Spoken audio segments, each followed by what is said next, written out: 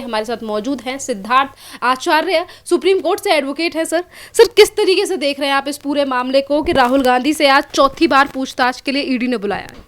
जी, प्रवर्तन निदेशालय जो है, जिसको इन्फोर्समेंट डायरेक्टरेट कहते हैं, ईडी संस्था जो ऑर्गेनाइजेशन है, उसने तलब किया है, समन भेजा था राहुल गांधी को और सोनिया गांधी को भी। जो उसमें मुख्य मुद्दा है जिसके बारे में ईडी ने समन भेजा है उनको, वो ये है कि उनको अपना डिस्क्लोज़ करना है क्या उनकी शेयर होल्डिंग थी एसोसिएटेड जर्नल कंपनी जो है। एसोसिएट जर्नल कंपनी वो कंपनी है जो ओन करती थी नेशनल हेराल्ड को, अखबार को, और उसके बाद में यंग इंडिया जो नई कंपनी है, वो उसमें राहुल गांधी की क्या भूमिका है, वो किस पोस्ट पे वो हैं, उनके कोई कॉन्फ्लिक्ट ऑफ इंटरेस्ट तो नहीं है।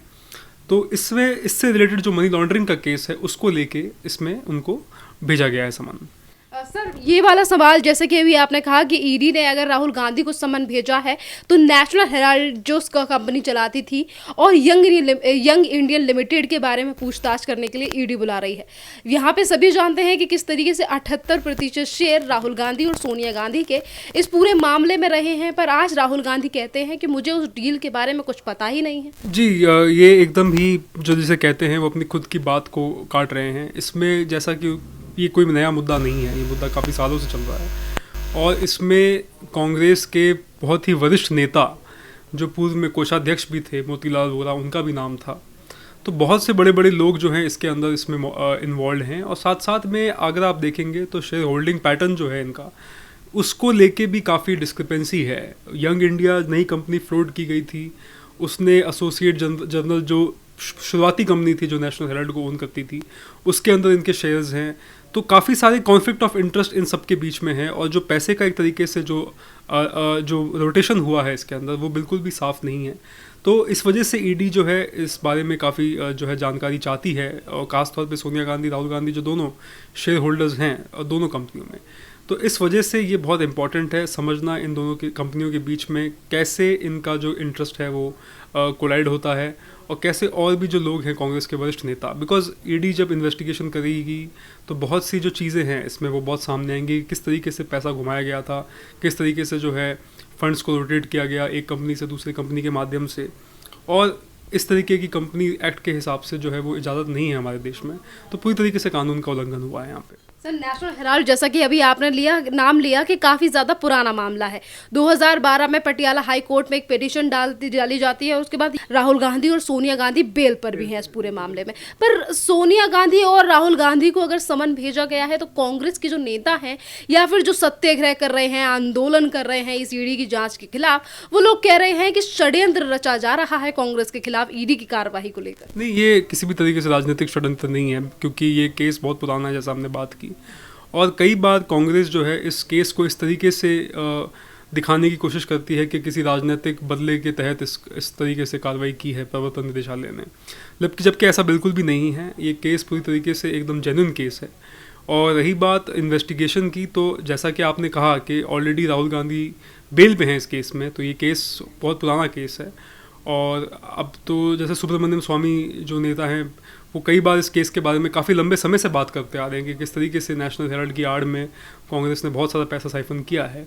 तो अब क्योंकि जिस तरीके से समन भेजा गया है, इन्वेस्टिगेशन चालू हुई है, तो ये केस अब अपने कंक्लूजन की तरफ जा रहा है। तो जैसे जैसे ये कंक्लूजन की तरफ जाएगा तो इसमें पूरी आशंका, ऐसी आशंका है कि राहुल गांधी कल को कन्विक्ट हो सकते हैं, और वो कन्विक्ट अगर होते हैं या उनके परिवार से कोई कन्विक्ट इस केस में होता है तो कांग्रेस का पूरी तरीके से मनोबल तोड़ देगा, क्योंकि फिर वो ना तो एक दागी नेता के रूप में चुनाव लड़ सकते हैं और भी कई चीज़ें जो है कन्विक्शन के बाद में वो नहीं कर पाएंगे। तो उसको ध्यान में रखते हुए, उसको देखते हुए, उसके मद्देनज़र काफ़ी डरी हुई है कांग्रेस, काफ़ी सहमी हुई है। तो अगर आप देखेंगे आज इस तरीके से बयानबाजी हुई, जैसा कि उन्होंने कहा हिटलर की मौत मरेगा मोदी, या इस तरीके के जो गैर जिम्मेदाराना बयान आज पार्टी के बड़े वरिष्ठ नेता सुबोध कांत सहाय और कई नेताओं ने दिए। हालांकि कांग्रेस ने के कई दूसरे नेता हैं जिन्होंने उससे अपने आप को बयान से अलग किया है और कांग्रेस की ऑफिशियल स्टेटमेंट नहीं बताया है, लेकिन आप देख सकते हैं कितना रोष और कितना जो है डर है इनके मन में, क्योंकि इन्हें पता है कल को जब ये सब भांडा फूटेगा तो कहीं ना कहीं इन सब की बहुत सारी पोल खुलेगी।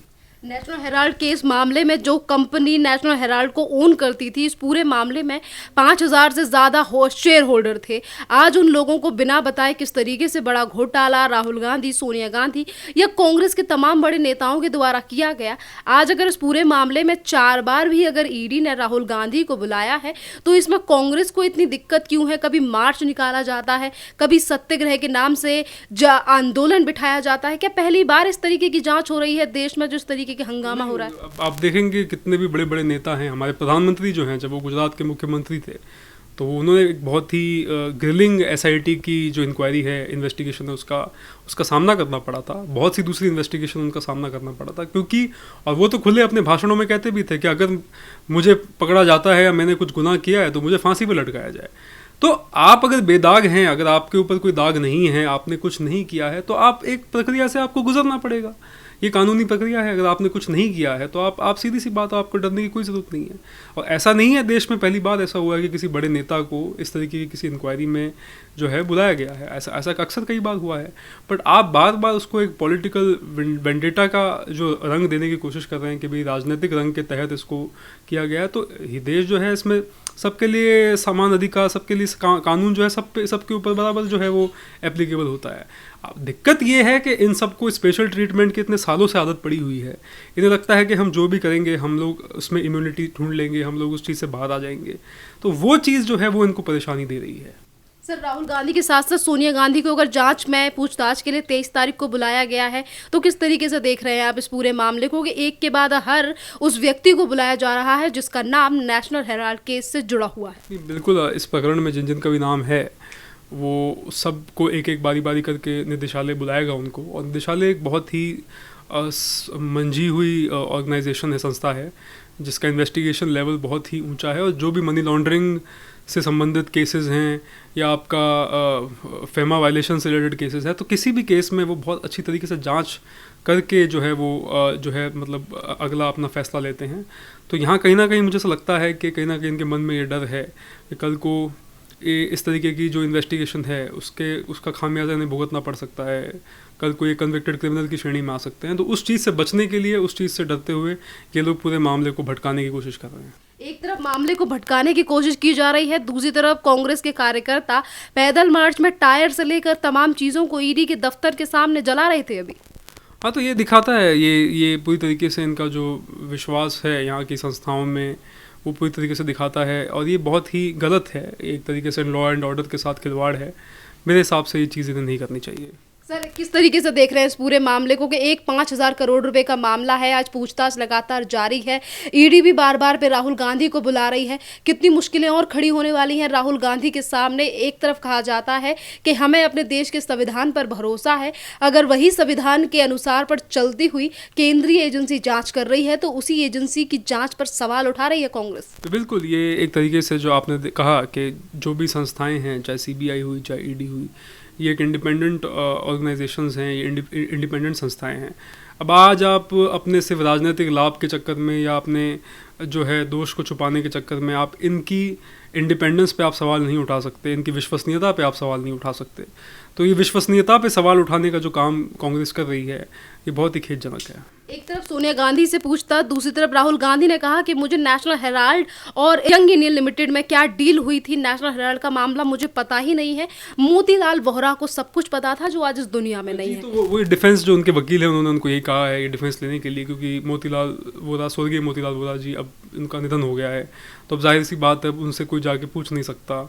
और उनका बहुत बड़ा रोल था इसमें, क्योंकि वो पार्टी के कोषाध्यक्ष भी रहे थे कांग्रेस के, और साथ साथ में डायरेक्टर भी रहे थे इस कंपनी में।